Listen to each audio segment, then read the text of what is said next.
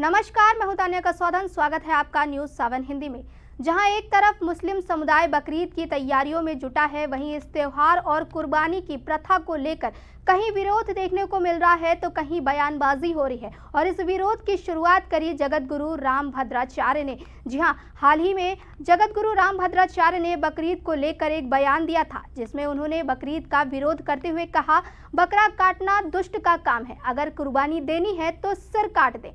उनके इस बयान का कई मुस्लिम धर्मगुरुओं ने विरोध भी किया था। रामभद्राचार्य के बाद बाबा बागेश्वर धाम के धीरेन्द्र कृष्ण शास्त्री ने भी बकरे की कुर्बानी को लेकर एक बयान दिया है, जिसमें उन्होंने कहा कि अगर हम किसी को जीवन नहीं दे सकते तो हमें उसे मारने का भी अधिकार नहीं है। जीव हिंसा किसी भी धर्म में हो वो निंदनीय है। हम बलि प्रथा के पक्ष में नहीं है और बकरीद के भी पक्ष में नहीं है। साथ ही उन्होंने सनातन धर्म में बलि प्रथा की आलोचना करते हुए कहा कि सनातन संस्कृति में जहाँ जहाँ बलि दी जाती है उसे भी रोका जाना चाहिए। इस धरती पर हर जीव को जीने का अधिकार है, इसलिए हमें हिंसा की नहीं बल्कि सह अस्तित्व की राह पर चलना चाहिए।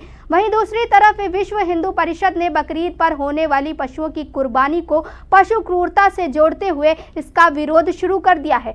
विश्व हिंदू परिषद केंद्रीय कार्यकारिणी के सदस्य डॉक्टर राजकमल गुप्ता का कहना है कि पशुओं की कुर्बानी से सड़कों पर गंदगी फैलती है और नदियों में खून बहता है, जिससे पर्यावरण दूषित होता है। इसलिए मुसलमान पशुओं की कुर्बानी न कर सांकेतिक कुर्बानी करें। उन्होंने सवाल किया कि जब हिंदू मंदिरों पर होने वाली बलि को पशु क्रूरता बताकर उस पर रोक लगा दी गई है, तो बकरा ईद पर हजारों निरहीन पशुओं की कुर्बानी पर तो रोक लगानी ही चाहिए।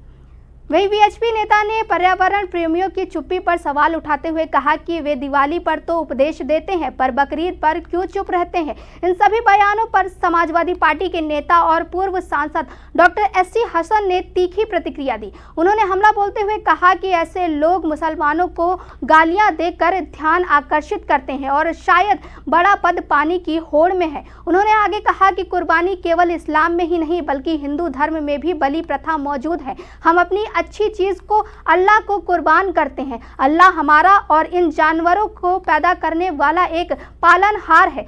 सपा पूर्व सांसद ने इन बयानों को उकसाने वाला बताते हुए कहा कि बात हिंदू मुस्लिम एकता और गंगा जमनी तहजीब की होनी चाहिए, लेकिन मगर ये लोग ऐसी ही बातें करते रहते हैं तो हिंदुस्तान कमज़ोर से कमज़ोर होता चला जाएगा। आज हमने ट्रंप के आगे घुटने टेके हैं, कल तमाम दुनिया के सामने हमें घुटने टेकने पड़ेंगे। डॉक्टर एससी हसन ने कहा कि इन लोगों को सिर्फ यही काम है कि कैसे मुसलमानों का दिल दुखाया जाए। अब ये कुर्बानी की बात आ गई। कुर्बानी तो 7-8 हज़ार साल से लोग करते चले आ रहे हैं। पूरी दुनिया में ही कुर्बानी होती है और सिर्फ मुसलमान ही नहीं, हिंदू भाई भी कुर्बानी करते हैं, वो बलि चढ़ाते हैं। सबने देखा है इससे कौन सा प्रदूषण होता है। इसमें कोई पटाखों की छोड़ा नहीं जा रहा, धुआं नहीं हो रहा, नदियों के अंदर कोई प्रदूषण नहीं किया जा रहा है। हम लोग तो कुर्बानी का खून जमीन में दफन करते हैं और उसके बचे हुए मांस को भी जमीन के अंदर दफन करते हैं। लेकिन ये लोग ऐसी हिंदू मुसलमानों को बांटने वाली बातें करके हिंदू मुसलमान को एक दूसरे से अलग करना चाहते हैं और हमारी सदियों पुरानी प्यार मोहब्बत की संस्कृति को ये समाप्त करना चाहते हैं।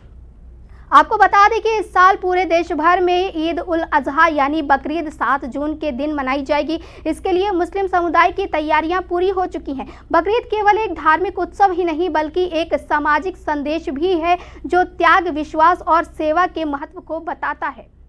फिलहाल के लिए इतना ही। तमाम और बड़ी खबरों के लिए देखते रहिए न्यूज़ 7 हिंदी।